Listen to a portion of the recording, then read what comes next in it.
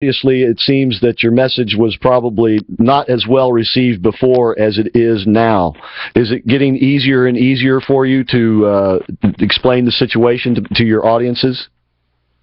I think it's fair to say yes.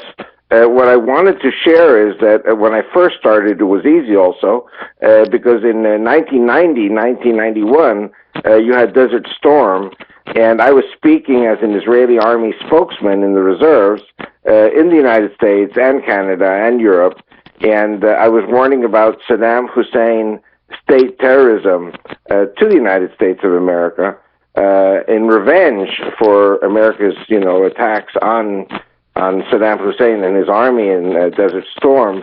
And some of the things I say is that in agreement with a great gentleman by the name of Stephen Emerson, a counterterrorism expert, that the first attack on the World Trade Center in February '93 was Saddam Hussein state terrorism. The attack in Oklahoma City, the Murrah Federal Building, Iraqi state terrorism. McVeigh and Nichols were simply dupes and frontmen for Iraqi Army Republican Guards. And this is in my books and in my teachings. If people go to my website, vicmoore.com, it's available. Stephen Emerson, again, made a counterterrorism documentary with PBS in November of 1994. It was suppressed by PBS under pressure from Clinton and from politically correct people, and the Arabs, of course. The shooting down of TW-800 was Saddam Hussein state terrorism, and Saddam Hussein was directly connected with Al-Qaeda.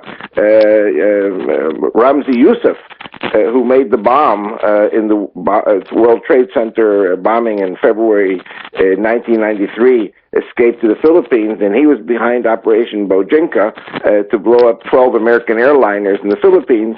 A few years later, he was caught, luckily, and that was stopped. But what I realized after 1994 and 1995 was that the problem was not just Iraqi state terrorism. You had Iranian state terrorism because of the bombings in Argentina in 1992 and 1994. Also truck bombings, which blew up the embassy and the Jewish Cultural Center. So there is this tradition of truck bombs blowing up. In Beirut, 243 American Marines were killed in 1983 by such an Iranian truck bomb. The American embassy was blown up. An Israeli barracks was blown up in South Lebanon. So this is a tactic developed by the Iranians, by the Iraqis. The Iraqis also were very close to Russia at that time. Well, Avi, so, the Ba'ath Party in Syria, the Avi, there's a story. These are things, as time went along, you realized that the ultimate threat was against America for religious reasons, right, and not because of state terrorism reasons. And I'll say one more thing before I hand over the mic back to you guys. The TV in the Arabic countries.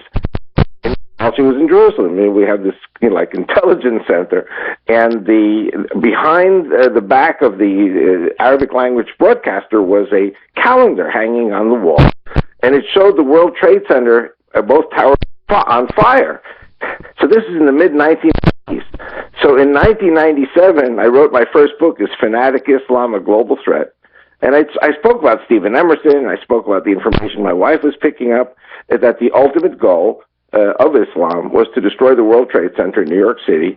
And I was attacked because people were saying, that's so politically incorrect. The Muslims are good people. I said, yes, the Muslims are good people, but there are few rotten apples, 19 of them, and they're going to destroy the World Trade Center. And then after it happened, everyone said, Avi, you're a prophet. Avi, you were a prophet. I said, I'm not a prophet. I just listened to my wife. Right. Well, you're a smart man.